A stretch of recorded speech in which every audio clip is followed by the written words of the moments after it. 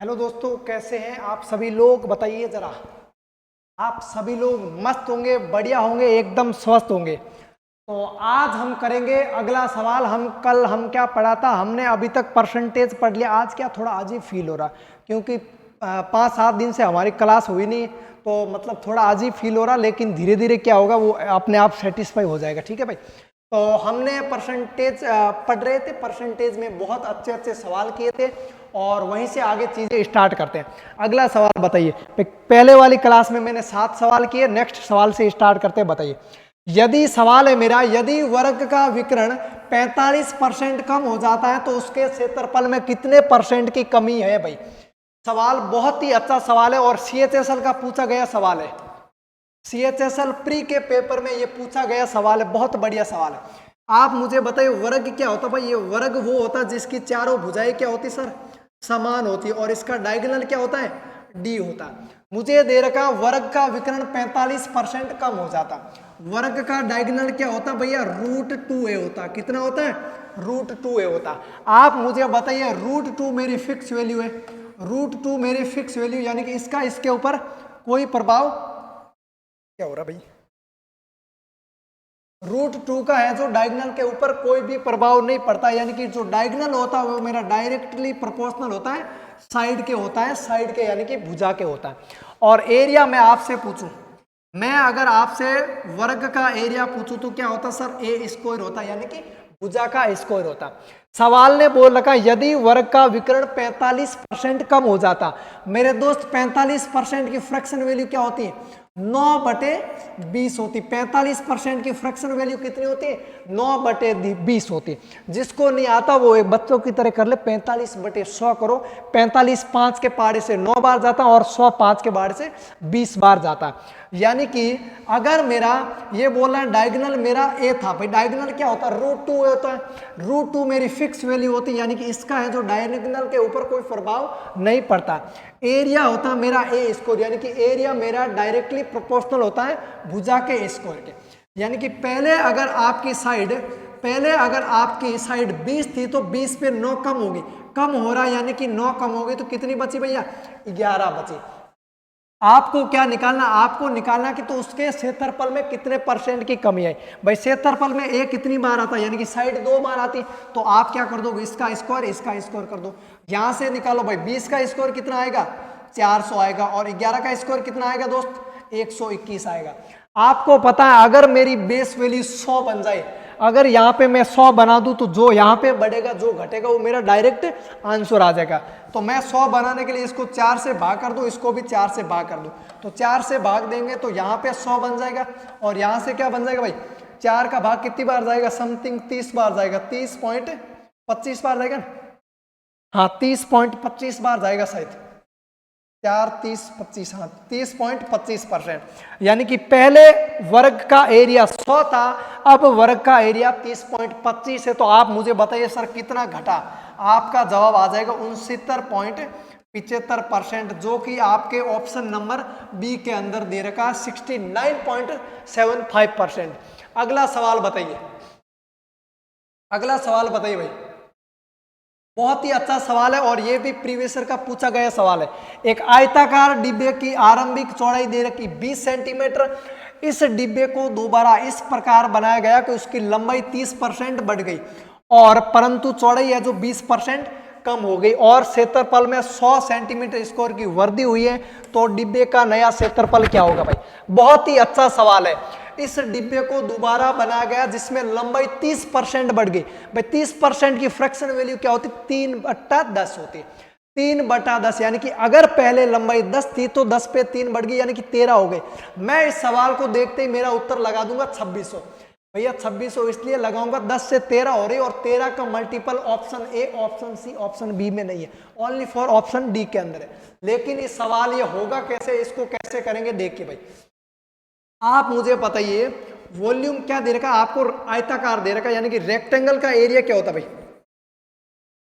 Rectangle का area क्या होता? तो आपका जवाब होगा सर जी लंबाई गुणा चौड़ाई होता। क्या होता मेरे दोस्त?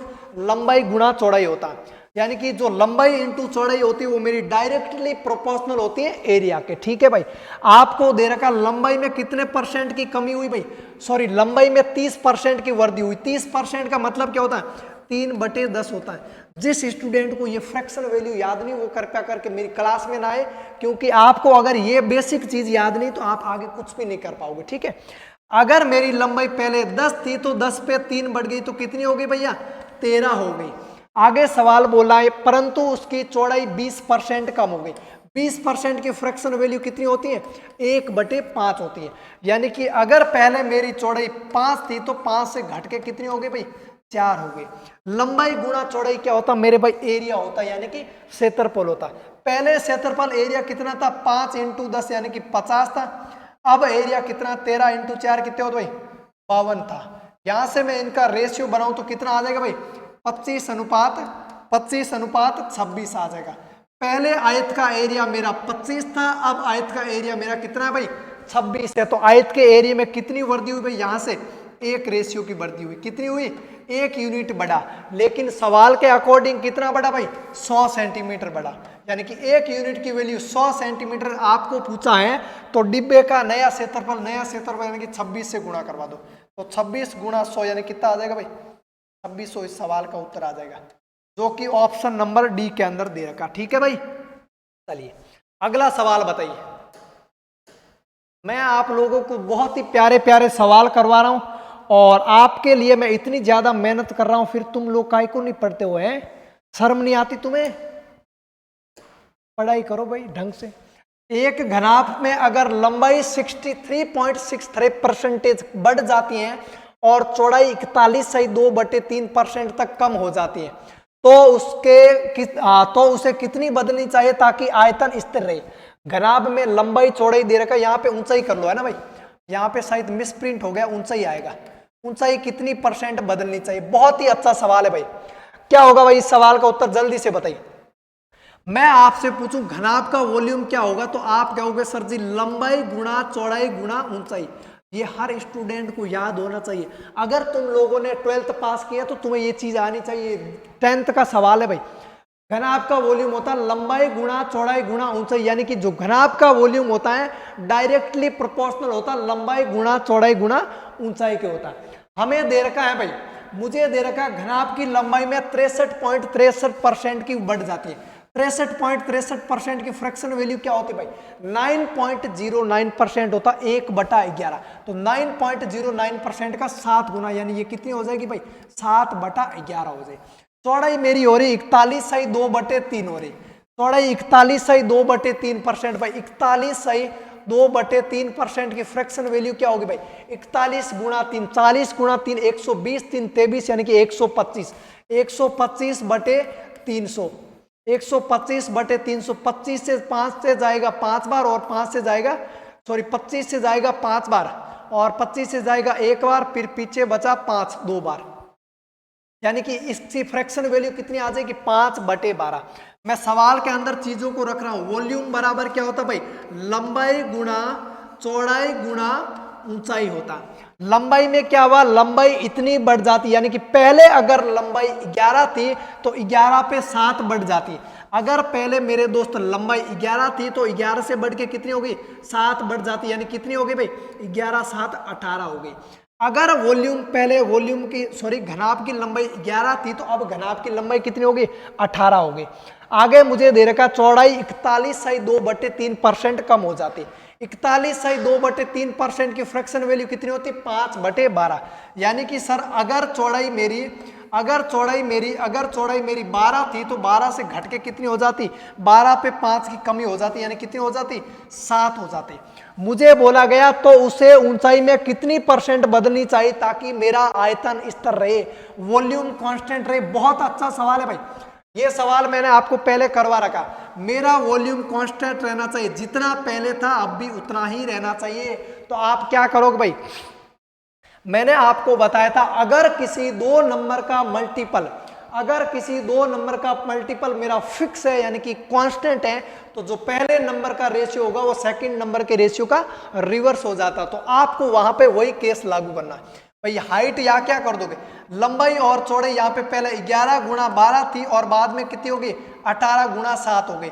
तो ऊंचाई क्या हो जाएगी, इसका रिवर्स रेशियो हो जाएगा, यानी कि हाइट हो जाएगी मेरे 18 गुणा, हाइट क्या हो जाएगी दोस्तों 18 गुणा 7 और ऊंचाई हाइट बाद में कितनी हो जाएगी 11 गुणा 12 हो जाएगी। कितनी हो जाएगी 11 गुणा 12, यानी कि इसका रिवर्स हो जाता है, और कोई बड़ी बात नहीं है। ठीक है, तो पहले हाइट थी 18 गुणा 7, अब मेरी हाइट है 11 गुणा 12।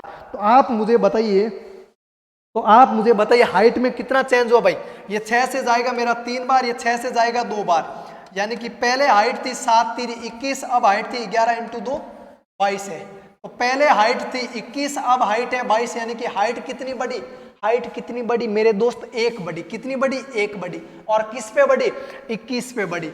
1/21 फ्रैक्शन की परसेंटेज वैल्यू क्या होती भाई, 1/21 फ्रैक्शन की परसेंटेज वैल्यू होती 4.76। जिस किसी को समझ में नहीं आ रहा, मेरा तरीका यही रहेगा, मैं सारी चीजें डिटेल में करवाऊंगा भाई, मैं कुछ भी छोड़ने वाला नहीं हूं। परसेंटेज में चाहे 10 क्लास और लगे, सारी की सारी चीजें मैं आपको इसी बोर्ड पे करवाने वाला हूं। मुझे पता है आप लोग घर जाके प्रैक्टिस करने वाले हो नहीं, तो मैं सोचता हूं कि अलग टाइप वाइज एक भी सवाल में आपको सेम सवाल नहीं करवा रहा, सब सवाल के अंदर चीजें चेंज कर रहा हूं।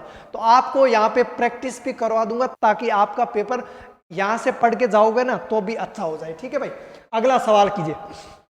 अगला सवाल बताइए भाई जल्दी से, क्या होगा अगला सवाल बताइए। नेक्स्ट मेरा सवाल है, एक सिलेंडर की त्रिज्या 120% बढ़ जाती है और उसकी ऊंचाई 40% तक कम हो जाती है, तो इसके आयतन में प्रतिशत वृद्धि ज्ञात करे। पहले आपको सिलेंडर का है जो वॉल्यूम याद होना चाहिए। सिलेंडर का वॉल्यूम होता πr²h।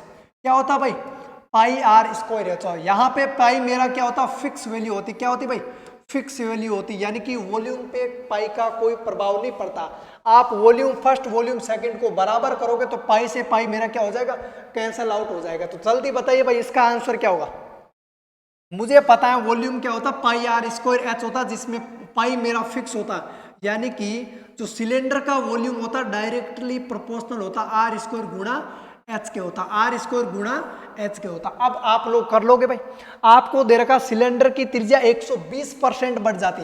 120% की फ्रैक्शन वैल्यू क्या होती भाई, 6/5 होती, यानी कि अगर मेरी रेडियस पहले 5 थी, तो 5 पे 6 बढ़ गई, यानी कि अब रेडियस कितनी होगी भाई, 11 हो गई। मैं आपसे पूछूं वॉल्यूम में, सिलेंडर के वॉल्यूम में रेडियस कितनी बार आती, 2 बार आती, तो आप 2 बार कर लिए, 5 का स्क्वायर 11 का स्क्वायर कर लिया मैंने। आगे मैं बात करूं हाइट की, बात करूं और उसकी ऊंचाई 40% तक कम हो जाती, 40% की फ्रैक्शन वैल्यू कितनी होती, 2/5 होती है, 2/5 होती है। अब मैं आपको ये बताने वाला नहीं हूं कि 40 को 1/100 से गुणा करो, ये आपको आना चाहिए डायरेक्ट। ये 15 लेक्चर चल रहा परसेंटेज का।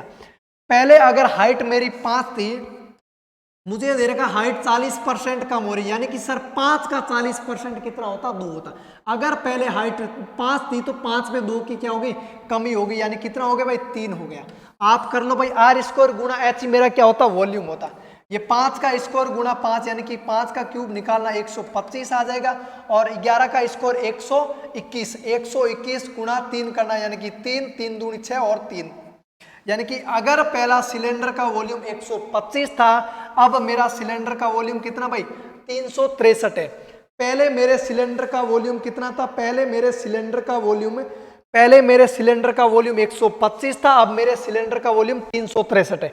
आप मुझे बताओ, यहाँ पे अगर मैं बेस 100 बना दूं, ये वाली चीज को अगर मैं 100 बना दूं, तो ये वाला चीज मेरा क्या हो जाएगा, डायरेक्ट मेरा उत्तर आ जाएगा। तो यहां से 100 बनाने के लिए मैं क्या करूं भाई, 0.8 से गुणा करो। जब आप 0.8 की इसमें गुणा कराओगे तो 125 गुणा 8 कितना होता भाई, 125 गुणा 8 कितना होता भाई, यहाँ पे 100 बन जाएगा। ये कितना बन जाएगा भाई, यहाँ पे आपका कितना बन जाएगा, 100 बन जाएगा, और वो कितना बन जाएगा, 8 3 24। ये कितना बन रहा भाई, 3 × 8, यानी कि 8 3 24, और ये आ जाएगा 290.4 यार ना, 8 3 24 और 6 48 2 50, ये आ जाएगा मेरा 290.5 आ जाएगा। कितना आ जाएगा, 290.5 आ जाएगा। यही आ रहा ना भाई, 5 कैसे आएगा यार, 8 3 24 4 आएगा, 290.4 आएगा। यानी कि सिलेंडर का पहले वॉल्यूम कितना था भाई 100 था, अब सिलेंडर का वॉल्यूम कितना है 290.4। आपसे सवाल में पूछा तो इसके वॉल्यूम में कितने परसेंट की वृद्धि हुई भाई, कितने परसेंट की वृद्धि हुई, 100 से 290.4 हो गया, यानी कि 190.4% की वृद्धि हुई। ये डायरेक्ट मेरे इस सवाल का उत्तर आ जाएगा जो कि ऑप्शन नंबर सी के अंदर दे रखा। ठीक है भाई, चलिए नेक्स्ट सवाल बताइए, अगला सवाल क्या होगा, अगला सवाल बताइए भाई, अगला सवाल क्या होता है। आज है जो मैं परसेंटेज की मेरी पहली सीट को खत्म करूंगा, फिर नेक्स्ट टाइप पे स्टार्ट करेंगे। यदि बेलन की त्रिज्या 20% की कमी की जाती है और उसकी ऊंचाई पे कितने परसेंट की वृद्धि करनी चाहिए ताकि बेलन का आयतन कांस्टेंट रहे। बेलन का वॉल्यूम क्या होता है, बेलन का वॉल्यूम होता sir pi r square h. क्या होता भाई, pi r square h. Pi मेरा यहाँ पे फिक्स होता है, यानी कि इसका वॉल्यूम पे कोई प्रभाव नहीं पड़ता। वॉल्यूम मेरा डायरेक्टली प्रोपोर्शनल होता आर स्क्वायर गुणा एच के होता। आपको सवाल के अंदर दे रखा यदि बेलन की त्रिज्या 20% घट जाती, बेलन की रेडियस 20% घट जाती, 20% घटने का मतलब क्या होता, 20% घटने का मतलब क्या होता, 20% की फ्रैक्शन वैल्यू होती 1/5, यानी कि अगर रेडियस पहले 5 थी तो 5 से घट के कितनी हो गई भाई 4 हो गई। आप मुझे बताओ बेलन के वॉल्यूम में रेडियस कितनी बार आती, सर 2 बार आती, यानी कि ये 5 का स्क्वायर 4 का स्क्वायर कर दो। ठीक है, नेक्स्ट मुझे सवाल में बोला गया तो उसकी ऊंचाई में कितने परसेंट की वृद्धि करनी चाहिए ताकि बेलन का आयतन कांस्टेंट रहे, समान रहे। बहुत ज्यादा इंपॉर्टेंट लाइन है। आपका वॉल्यूम कांस्टेंट कब रहेगा, जब आप रेडियस का रेशियो हाइट के रेशियो में चेंज हो जाएगा तभी आपका वॉल्यूम कांस्टेंट रहेगा। यानी कि यहाँ पे 4 का स्क्वायर आ जाएगा, यहाँ पे कितना आएगा 5 का स्क्वायर आ जाएगा। तो आपसे सवाल में पूछा है हाइट में कितने परसेंट की वृद्धि करनी चाहिए। पहले ऊंचाई 4 का स्क्वायर यानी कितनी थी भाई, पहले ऊंचाई थी मेरी 16, 5 का स्क्वायर, अब ऊंचाई कितनी है भाई 25 है, कितनी है 25 है। पहले हाइट मेरी 16 थी, अब हाइट मेरी 25 है, यानी कि हाइट कितनी बढ़ी सर 9 बढ़ी। कितनी बढ़ी भैया 16 से 25 हो गई, कबाड़ बुद्धि 9 बढ़ी। किस पे बढ़ी 16 पे बढ़ी। आप लोग डायरेक्ट गुणा करोगे 100 से गुणा करो उत्तर आ जाएगा, या फिर आप ऐसे कर सकते हो 1/16 का मतलब क्या होता है 6.25, ये 9/16 यानी कि इसका कितना गुना भाई 9 गुना। तो आप भी इसका क्या कर दोगे 9 गुना कर दोगे, तो 9 गुना करोगे तो 9 × 6 54, 55, 56, 56.25 इस सवाल का है जो उत्तर आ जाएगा। चलिए अगला सवाल बनाइए भाई जल्दी से, अगला सवाल क्या होगा जल्दी बताइए। बहुत ही बढ़िया सवाल है और ये मेंस लेवल का सवाल है, मेंस के अंदर पूछा गया सवाल है।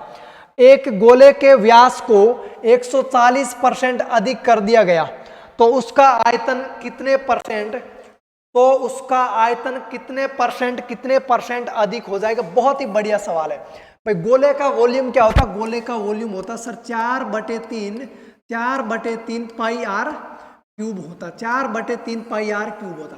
यहाँ पे 4/3 वैल्यू मेरी फिक्स वैल्यू होती है, यानी कि इसका गोले के वॉल्यूम पे, स्फीयर के वॉल्यूम पे कोई प्रभाव नहीं पड़ता। वॉल्यूम मेरा डायरेक्टली प्रोपोर्शनल होता है आर क्यूब के। आपको सिर्फ इस पे काम करना, बाकी की आपके काम की चीज नहीं है। मुझे दे रखा गोले के व्यास को 140% बढ़ाया जाता है। 140% की फ्रैक्शन वैल्यू क्या होती भाई 7/10 होती। कितनी होती मेरे दोस्त 7/10 होती भाई, 7/10 ही होती ना। अरे 7/10 होगी 140 में 7/5 होगी 10, 7/5 होगी। ठीक है, यानी कि 100 में 20 का भाग 5 बार जाएगा, 140 में 20 का भाग 7 बार जाएगा। मैं बात करता हूं रेडियस की।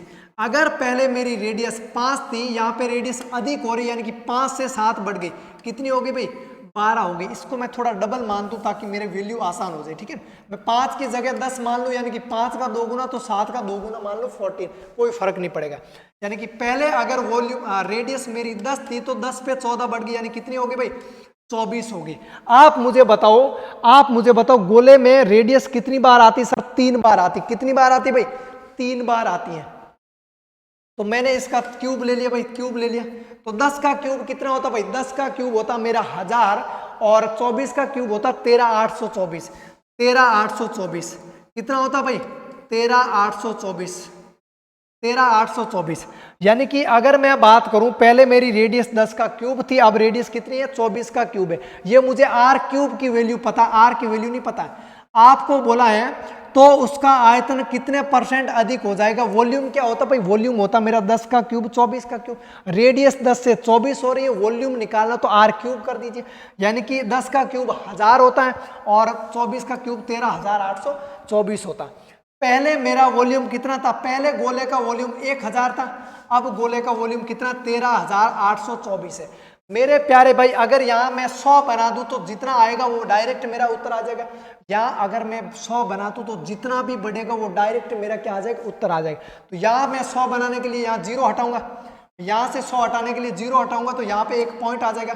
यानी कि अगर पहले गोले का वॉल्यूम 100 था तो अब कितना भाई 1382.4 है। तो कितना बढ़ गया भाई, 100 से 1382.4 यानी कि 1282.4 बढ़ गया। 1282.4% इस सवाल का उत्तर आ जाएगा, जो कि ऑप्शन नंबर ए के अंदर दे रखा। बहुत ही अच्छा सवाल था। अगला सवाल कीजिए भाई, नेक्स्ट सवाल बनाइए जल्दी से। नेक्स्ट सवाल का उत्तर क्या होगा, ये आप खुद बनाओ भाई, तुम्हें हर सवाल मैं कराऊं ये जरूरी थोड़ी ना भाई। जल्दी से बनाओ, इस सवाल का उत्तर क्या होगा, जल्दी बनाइए भाई।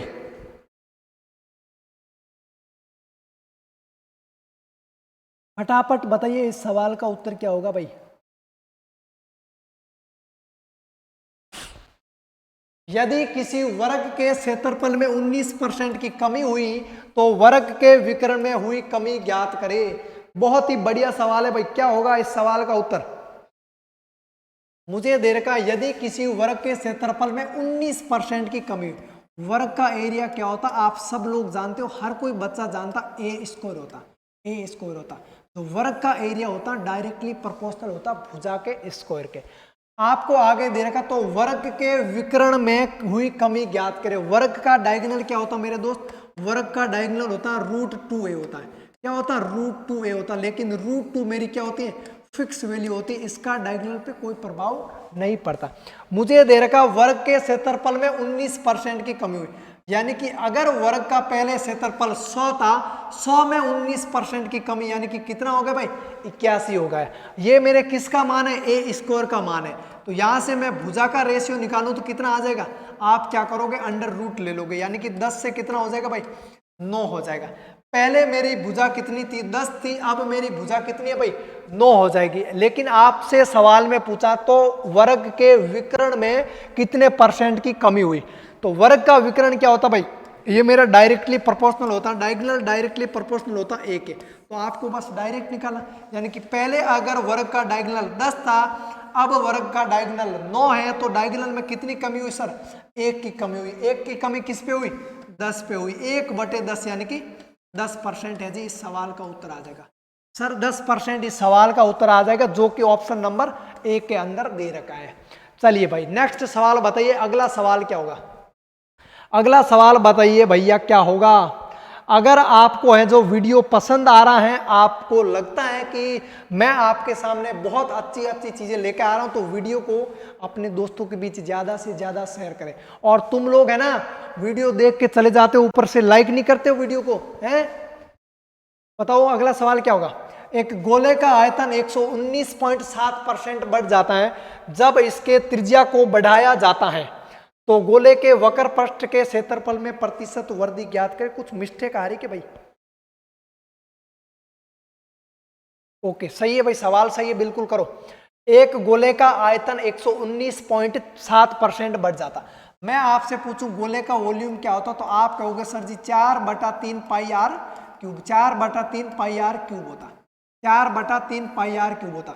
लेकिन मेरे भाई 4/3 पाई ये मेरी क्या होती है फिक्स वैल्यू होती है, यानी कि इसका वॉल्यूम पे कोई प्रभाव नहीं पड़ता। तो जो वॉल्यूम होता गोले का डायरेक्टली प्रोपोर्शनल होता है आर क्यूब के होता, किसके होता भाई आर क्यूब के।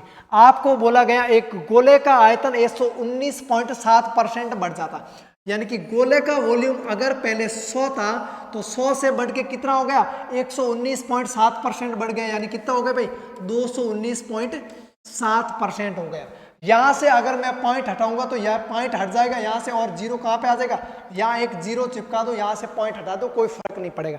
मुझे गोले का वॉल्यूम दे रखा था कि गोले का वॉल्यूम पहले 1000 था, अब गोले का वॉल्यूम कितना भाई 2197। तो यहां से अगर आप रेडियस निकालना चाहो तो कैसे निकालोगे, गोले का वॉल्यूम आर क्यूब के डायरेक्टली प्रोपोर्शनल होता, तो आप रेडियस निकालने क्या करोगे, यहाँ पे क्यूब रूट ले लोगे, 1000 का क्यूब रूट लोगे तो कितना आएगा भाई, 10 का क्यूब होता 1000 और 2197 किसका होता भाई, 13 का होता।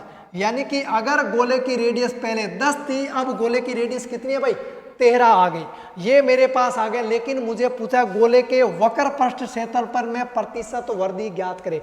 गोले का वक्र पृष्ठ क्षेत्रफल क्या होता भाई, गोले का CSA क्या होता भाई, गोले का CSA होता है सर 4 पाई आर स्क्वायर होता है। क्या होता है, 4 पाई आर स्क्वायर।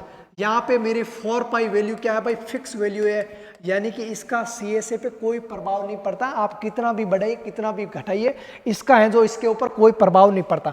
यानी कि जो गोले का CSA होता है वो डायरेक्टली प्रोपोर्शनल होता मेरा आर स्क्वायर के। किसके होता है भाई, आर स्क्वायर के।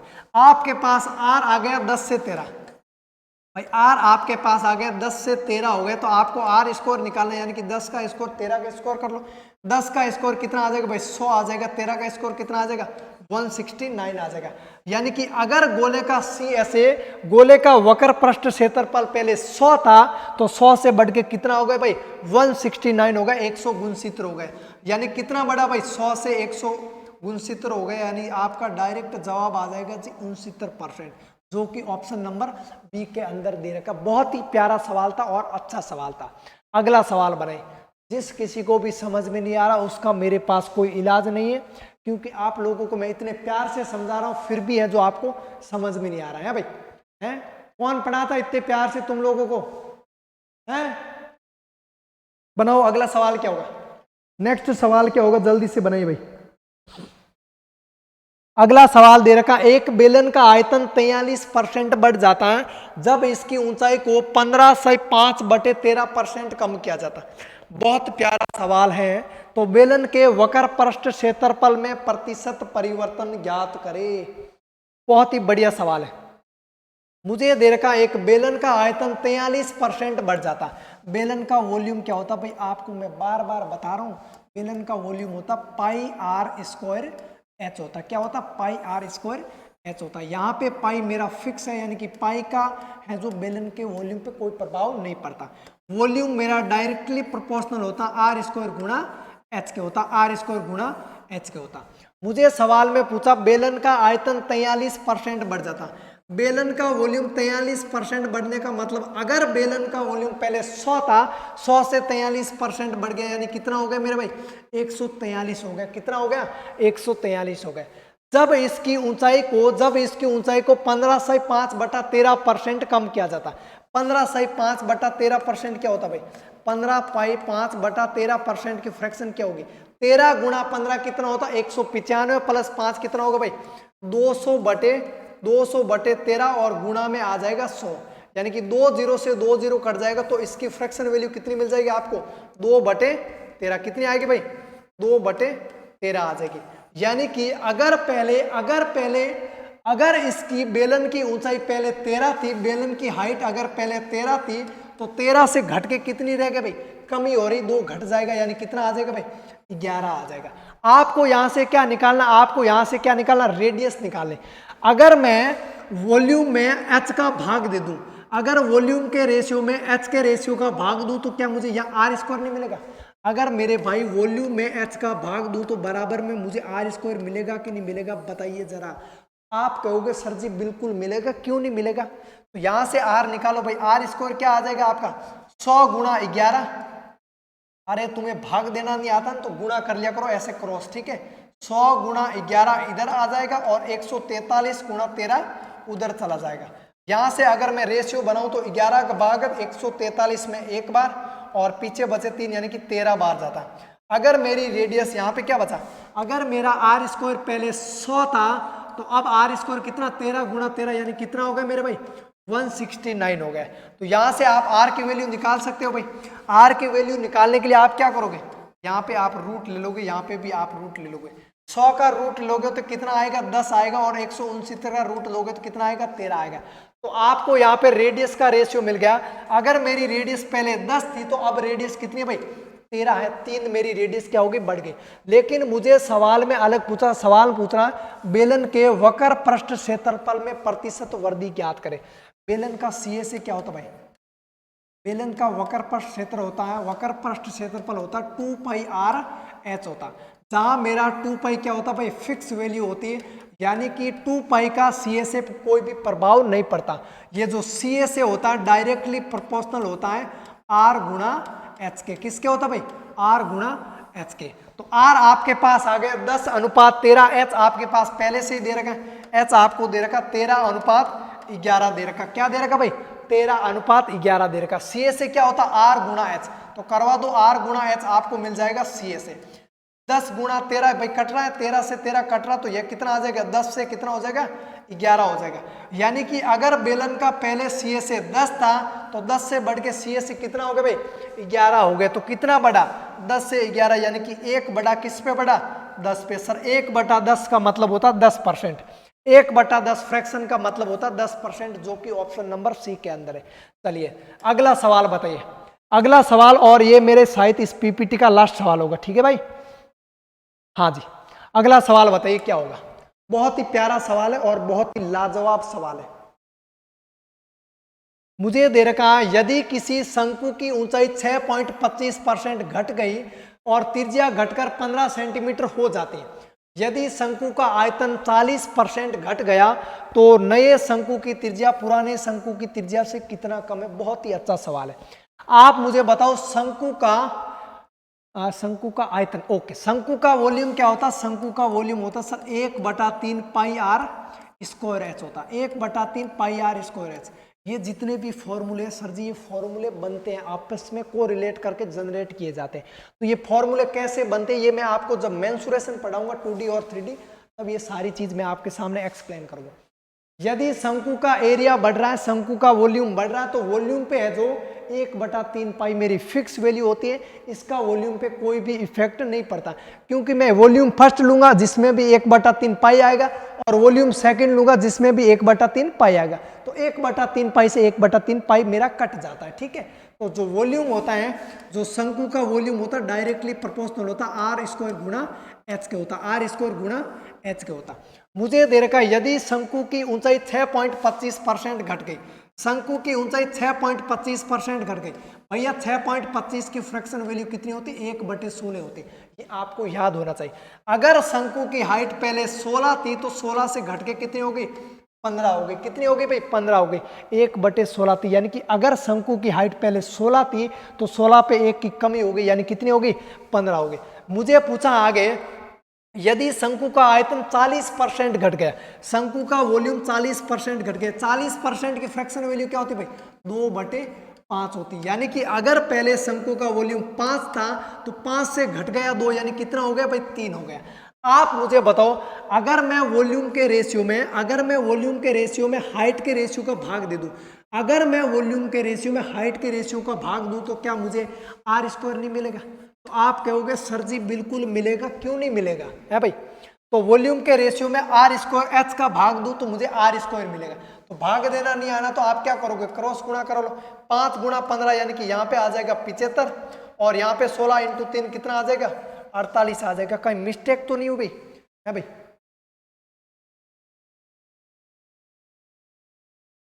75 48 ये कट जाएगा 3 से, हाँ ठीक है कोई दिक्कत नहीं। 75 और 48, आर स्क्वायर पहले मेरी 75 थी, अब कितनी है भाई 48, ये कट रही ना, ये 3 से जाएगी, आर स्क्वायर बराबर कितना आ जाएगा, 3 से जाएगी ये 25 बार और ये 3 से जाएगी 1 बार और 6 बार, यानी कि 16 बार। तो यहाँ से आपके पास आर स्क्वायर कितना आ गया भाई, 25 से कितना हो गया मेरे दोस्त, 25 से 16 हो गए।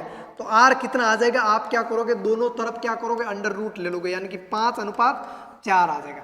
हमें सवाल ने पूछा है तो नए शंकु की त्रिज्या पुराने शंकु की त्रिज्या से कितना कम है। नए शंकु की त्रिज्या पुराने शंकु की त्रिज्या से कितना कम है भाई, 1 कम है। कितना कम है, 1 कम है। लेकिन सवाल में क्या दे रखा, सवाल में दे रखा त्रिज्या घटकर 15 सेंटीमीटर हो जाती है, घटकर कितनी हो जाती है, 15 सेंटीमीटर हो जाती है। लेकिन रेशियो में घट के कितनी हो रही भाई, 4 हो जाती है। 15 मेरे 4 के बराबर है। आपसे पूछा नए शंकु की त्रिज्या पुराने शंकु की त्रिज्या से कितना कम है, तो 5 से 4 यानी कि 1 कम है, गुणा करवा दो 1 से, 15/4 यानी कि कितना हो जाएगा भाई, 3.75 हो जाएगा, 3.75% इस सवाल का है जो उत्तर हो जाएगा। ठीक है भाई, चलिए अगला सवाल बताइए। ओके भैया।